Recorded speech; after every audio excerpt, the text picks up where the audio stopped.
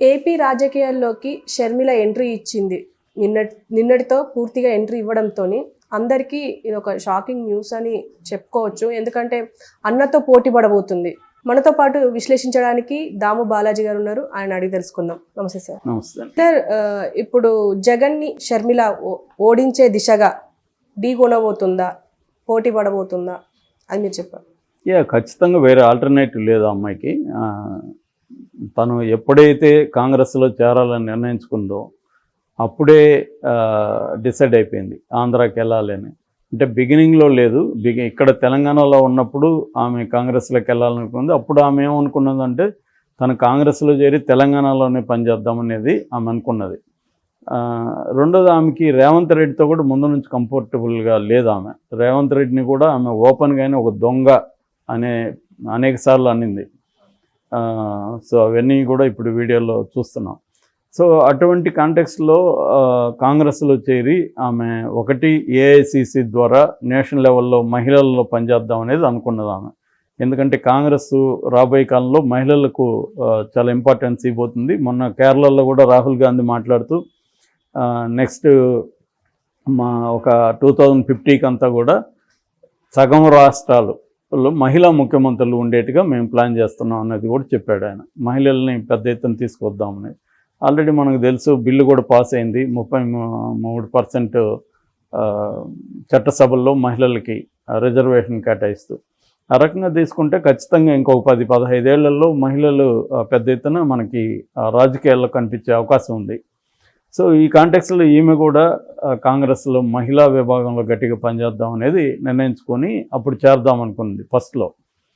అయితే ఇక్కడ రేవంత్ రెడ్డి వ్యతిరేకించడం, ఇక్కడ కొంతమంది రేవంత్ రెడ్డి కాకుండా మధు యాష్కి లాంటి వాళ్ళు, హనుమంతరావు లాంటి వాళ్ళు వ్యతిరేకించడంతో వీళ్ళు చెప్పిన లాజిక్ కూడా కేంద్రం అధిష్టానం కన్విన్స్ అయింది. వీళ్ళు ఏం లాజిక్ చెప్పారంటే ఈమెను కానీ ఇక్కడ ఉంటే ఈమె ఆంధ్ర మూలాలు ఉన్న నాయకురాలు కాబట్టి తెలంగాణ ప్రజలు ఓకే చేయరు. పైగా ఈమె సమైక్య ఆంధ్రవాది, గట్టిగా తెలంగాణ ఏర్పాటును వ్యతిరేకించింది.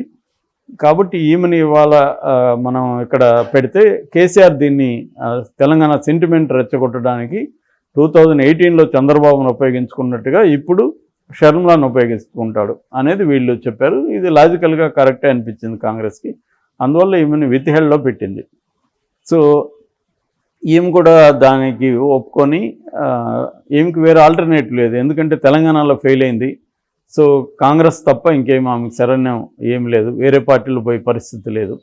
కాంగ్రెస్ అయితే ఆమెకు కొన్ని కన్వీనియంట్ వ్యవహారాలు ఉన్నాయి. ఎందుకంటే వాళ్ళ నాన్న చనిపోయేవారు కాంగ్రెస్లో ఉన్నాడు, కాంగ్రెస్ ముఖ్యమంత్రిగా 2 సార్లు పనిచేశారు.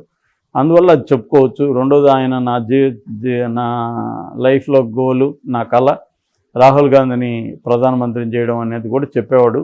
ఇవన్నీ కన్వీనియంట్గా ఆమె కనబడ్డాయి కాంగ్రెస్లో. అదే బీజేపీలోకి వెళ్ళలేదు. ఎందుకంటే సెక్యులర్ పార్టీ కాదు ఫస్ట్ ఆఫ్ ఆల్.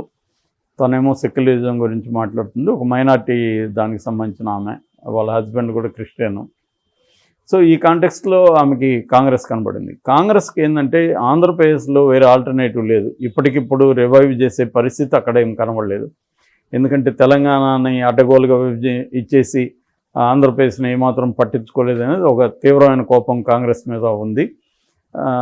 సో రెండవది, జగన్ని జైల్లో పెట్టించడం వల్ల కాంగ్రెస్లో ఉన్న జగన్కి సపోర్టర్స్ అంతా కూడా వైసీపీలోకి వెళ్ళిపోయారు. కాంగ్రెస్లో ఎవరు లీడర్స్ లేరు. కాంగ్రెస్ రివైవ్ అయ్యే పరిస్థితి అక్కడ కనబడలేదు. ఈమెను తీసుకెళ్తే ఈమె కొంత వైఎస్ఆర్ లెగసీని ముందు పెట్టి కొంతవరకైనా రివైవ్ చేయొచ్చు అన్న హోప్ వాళ్ళకి వచ్చింది. ఇలా ఒక పరస్పర ప్రయోజనాలతో ఈమె చేరింది. అయితే ఇప్పుడు ఏం చేయబోతుంది ఆమె అనుకున్నప్పుడు ఖచ్చితంగా ఆమె ఏం చెప్పిందంటే మీడియా ముందు, నేను ఆంధ్రాలో ఇచ్చినా అండమాన్లో ఇచ్చినా కాంగ్రెస్ అధిష్టానం ఏం చెప్తే చేస్తానని చెప్పింది. దాని తర్వాత ఆమె బయలుదేరే ముందు, నిన్న హైదరాబాద్ బయలుదేరే ముందు ఇటు మల్లికార్జున ఖర్గే, కేసీ వేణుగోపాల్ అండ్ మాణిక్యం ఠాగూర్ ఆంధ్ర ఇన్ఛార్జ్, వీళ్ళ ముగ్గురితో సమావేశమైనట్టు చెప్తున్నారు. ఆ ముగ్గురితో ఈమె నువ్వేమనుకుంటున్నావు ఏమని ఈమెను అడిగినప్పుడు, నేను ఖచ్చితంగా ఆంధ్రాలోనే పనిచేస్తాను, నాకు మా అన్నతో ప్రాబ్లమ్స్ ఉన్నాయి, నా రాజకీయ ఆకాంక్షలను అతను తొక్కేశాడు, కాబట్టి నేను అక్కడే పనిచేసి నేను నిరూపించుకుంటాను అనేది ఆమె గట్టిగా చెప్పినట్టుగా తెలుస్తుంది. వాళ్ళ హస్బెండ్ బ్రదర్ అనిల్ కూడా అక్కడ దళిత క్రిస్టియన్స్ తో నాకు చాలా టచ్ ఉంది.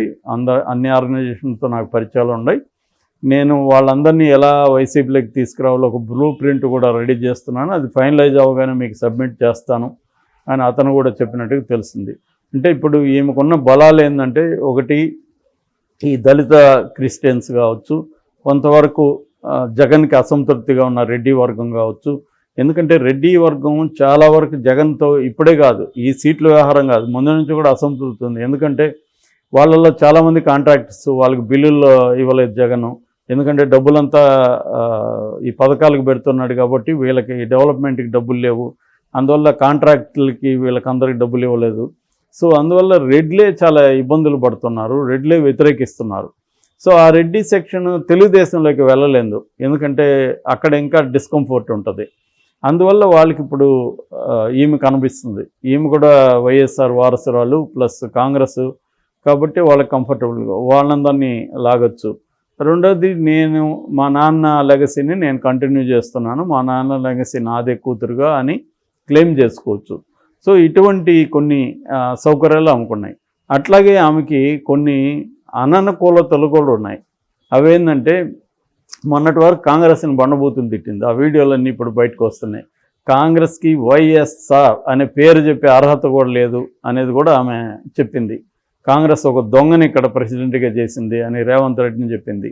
సో కాంగ్రెస్ మా నాన్నను ఎఫ్ఐఆర్లో దొంగగా చేర్చింది, మా అన్నను జైల్లో పెట్టింది అని కాంగ్రెస్ పార్టీని బండబూతులు తిట్టిన ఆమె ఇప్పుడు వెళ్ళి కాంగ్రెస్ పార్టీకి ఓటు ఏమని అడగాలి ఆమె? మా నాన్న కళ కాబట్టి అంటుందా? మరి మీ నాన్న కళ అయితే మీ నాన్నని దొంగగా ఎందుకు పెట్టారు కాంగ్రెస్ పార్టీలో అని జనం అడుగురా? ఆ వీడియోలు బయట ఆల్రెడీ స్టార్ట్ చేశారు వైసీపీ వాళ్ళు. ఆ వీడియోలు వైరల్ అవుతున్నాయి, స్టార్ట్ అయినాయి అవన్నీ. ఆమె గతంలో కాంగ్రెస్ని ఏమేమి తిట్టిందో అవన్నీ బయటకు వస్తున్నాయి, రేవంత్ రెడ్డిని తిట్టింది బయటకు వస్తున్నాయి, అట్లాగే సోనియాని వీళ్ళందరినీ కూడా ఆమె తిట్టింది, అవన్నీ ఇప్పుడు బయటకు వస్తున్నాయి. ఈ రెండోది, ఆమె ఏంటంటే ఒక డ్రామాటిక్గా చెప్తుంది కాబట్టి ఇప్పుడు అవన్నీ చూస్తే దీన్ని ఆపోజిట్ వేస్తున్నారు. కాంగ్రెస్ పార్టీలో చేరడానికి నాకు ఇమ్మెన్స్ ప్లెజరు, చాలా ఆనందంగా ఉందని పక్కన కాంగ్రెస్ని తిట్టిన రెండు కట్ చేసి పెడుతున్నారు బిఫోర్ ఆఫ్టర్లు. సో ఇవన్నీ ఆమెకి ఇబ్బంది రేపొద్దున. దాన్ని ఎలాగ ఆమె కన్విన్సింగ్గా చెప్పదు అంటే, ఆమెదే కాదు రాజకీయ నాయకులందరికీ కూడా ఇలాంటి యూటర్న్లు అందరికీ ఉన్నాయి.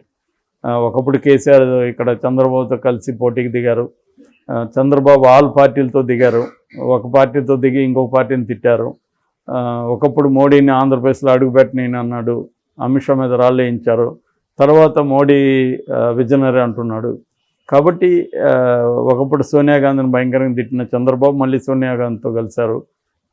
అట్లా అందరూ కూడా ఇప్పుడు బీజేపీ అంతే, బీజేపీ తిట్టిన పార్టీలతో అంతా బీజేపీ కలిసింది. ఎవరికి ఇక్కడ నేను ఎన్నో రోజుల నుంచి చెప్తున్న ప్రతి వీడియోలో, ఇండియాలో ఏ రాజకీయ పార్టీకి కూడా కమ్యూనిస్టులతో సహా ఎవరికి కూడా ఐడియాలజీ అనేది ఏమి లేదు, చెప్పుకోవడానికే కానీ ప్రాక్టీస్లో ఏ పార్టీకి కూడా ఐడియాలజీ లేదు. అధికారమే వాళ్ళ ఐడియాలజీ. అధికారం వస్తుందంటే ఏ పార్టీ తను కలుస్తారు, ఏ పార్టీ తను విడిపోతారు, ఎవరినైనా తిడతారు, ఎవరినైనా పొగుడతారు, అవి ఏమీ లేవు. కానీ ఇప్పుడు సోషల్ మీడియా వచ్చిన తర్వాత నేను అట్లా చెప్పలేదనడానికి లేదు, మీడియా వక్రీకరించింది అనడానికి లేదు, వీడియోలు వచ్చేస్తాయి. ఇంకా ఏఐ వచ్చేసరికి రాబోయే కాలంలో చెప్పంది కూడా చెప్పినట్టుగా వీడియోలు కూడా క్రియేట్ అయిపోబోతున్నాయి. ఒక భయంకరమైన గందరగోళం నెలకొనబోతుంది. ఇది ఒక రకంగా గందరగోళం రాజకీయ నాయకులకు మంచిదే. చెప్పిన దాన్ని కూడా అది ఏఐ అనేయచ్చు, నేను చెప్పలేదు ఏఐలో ఎవరో మ్యానిపులేట్ చేశారని చెప్పేయచ్చు, అది కూడా ఒక సౌకర్యం.